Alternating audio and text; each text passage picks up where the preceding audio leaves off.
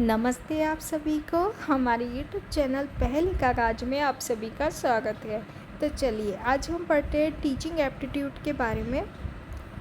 शुरू करते हैं। शिक्षण अवधारणा, विशेषताएं, उद्देश्य और स्तर के बारे में शुरू करते हैं। आज का टॉपिक शिक्षण अवधारणा क्या है। शिक्षण सीखने की एक प्रक्रिया का एक हिस्सा है। जो हम सीखते हैं वो शिक्षण सीखने की ही एक प्रक्रिया का हिस्सा होता है। शिक्षण प्रकृति में गतिशील है, इसलिए इसे एक प्रक्रिया भी कहा जाता है। शिक्षण की परिभाषा। रायबर्न का विचार है कि शिक्षण का एक ऐसा संबंध है जो बच्चे को उसकी समस्त शक्तियों का विकास करने के लिए प्रेरित करता है।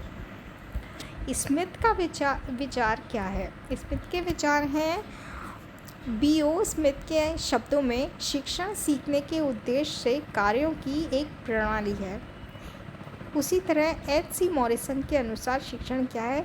शिक्षक अधिक परिपक्व व्यक्तित्व और कम परिपक्व व्यक्तित्व के बीच घनिष्ठ संपर्क होता है। जैक्सन के अनुसार शिक्षण क्या है।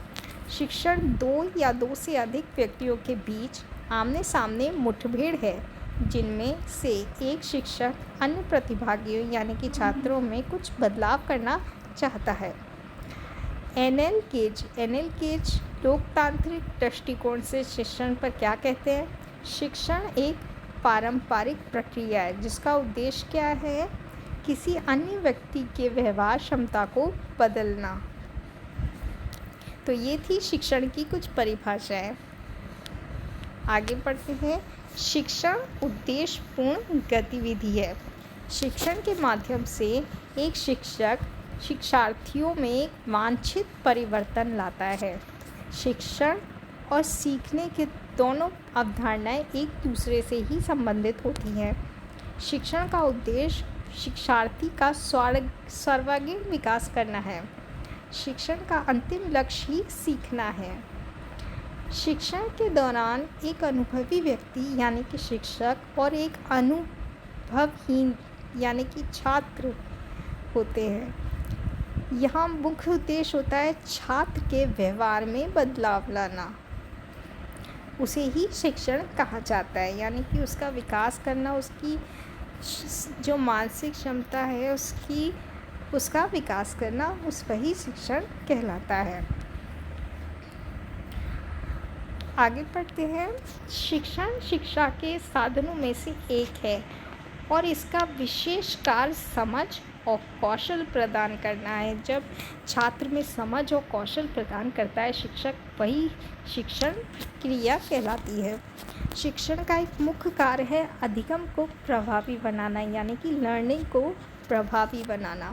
शिक्षण के परिणाम स्वरूप सीखने की प्रक्रिया अधिक तीव्र हो जाती है, इसलिए शिक्षण और सीखना आपस में एक दूसरे से संबंधित होता है।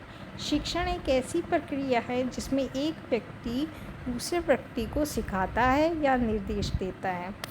शिक्षण को कक्षा की स्थितियों में शिक्षार्थियों को निर्देश देने के कार्य माना जाता है। शिक्षण एक ऐसी प्रक्रिया है जिसे औपचारिक या अनौपचारिक रूप से किया जा सकता है। अनौपचारिक शिक्षण परिवार के भीतर होता है, जबकि औपचारिक शिक्षण परिवार के बाहर होता है। यानी कि औपचारिक शिक्षण जो होता है वो स्कूल आदि में, कॉलेजेस आदि में दिया जाता है, लेकिन अनौपचारिक शिक्षण परिवार से, बड़ों से सीखना होता है। औपचारिक शिक्षण अनुभवी फैकल्टी यानी कि शिक्षकों, संपादकों आदि द्वारा दिया जाना चाहिए। आगे पढ़ते हैं शिक्षण की प्रकृति और उसकी कुछ विशेषताओं के बारे में। शिक्षण एक पूर्ण सामाजिक प्रक्रिया है। शिक्षण समाज के लिए और समाज द्वारा किया जाता है। हमेशा बदलते सामाजिक विचारों के साथ शिक्षण की सटीक और स्थायी प्रकृति का वर्णन करना संभव नहीं है। शिक्षण सूचना दे रहा है। ज्ञान का संचार शिक्षण की एक अनिवार्य अंग है। ज्ञान का संचार होता है, वही शिक्षण कहलाता है। शिक्षण एक अंतःक्रियात्मक प्रक्रिया है। शिक्षण छात्र और शिक्षण स्रोतों के बीच संवाद निषेधात्मक प्रक्रिया है जो छात्रों के मार्गदर्शन, प्रगति और विकास के लिए बहुत ही आवश्यक होता है। शिक्षण विकास और सीखने की एक प्रक्रिया है। शिक्षण व्यवहार में परिवर्तन का कारण बनता है। शिक्षण कला भी है और शिक्षण विज्ञान भी है। शिक्षण आमने सामने है किया जाता है। शिक्षण अवलोकनीय, मापने योग्य और परिवर्तनीय है। शिक्षण में छात्र के विकास कर उसको परिवर्तन किया जाता है छात्र में। शिक्षण से सीखने में सुविधा होती है और शिक्षण में स्मृति स्तर से चिंतनशील स्तर तक किया जाता है। स्मृति स्तर, बौद्धिक स्तर और चिंतनशील 3 स्तर होते हैं। सबसे निम्न स्तर है स्मृति स्तर, दूसरा स्तर कहलाता है बौद्धिक और तीसरा स्तर है चिंतनशील स्तर।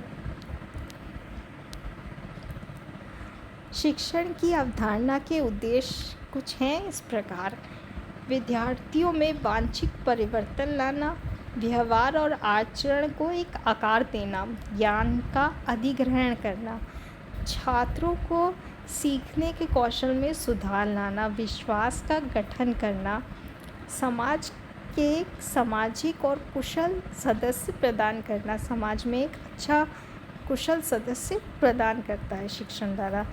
शिक्षा एक त्रिध्रुवीय प्रक्रिया कहलाती है। शिक्षा एक त्रिध्रुवीय प्रक्रिया कहलाती है जिसमें शिक्षण एक 3 ध्रुव होते हैं, जिसमें शैक्षणिक उद्देश्य, सीखने के अनुभव और व्यवहार में परिवर्तन लाया जाता है। इससे शिक्षा में भी ये 3 ध्रुव कौन से होते हैं? तो 3 ध्रुव होते हैं। पहला शिक्षक होता है, दूसरा शिक्षार्थी होता है और तीसरा होता है पाठ्यक्रम। तो आज के लिए बस इतना ही। फिर आपसे मिलेंगे अगले वीडियो में कुछ इम्पॉर्टेंट टॉपिक्स के साथ। तब तक के लिए बाय बाय।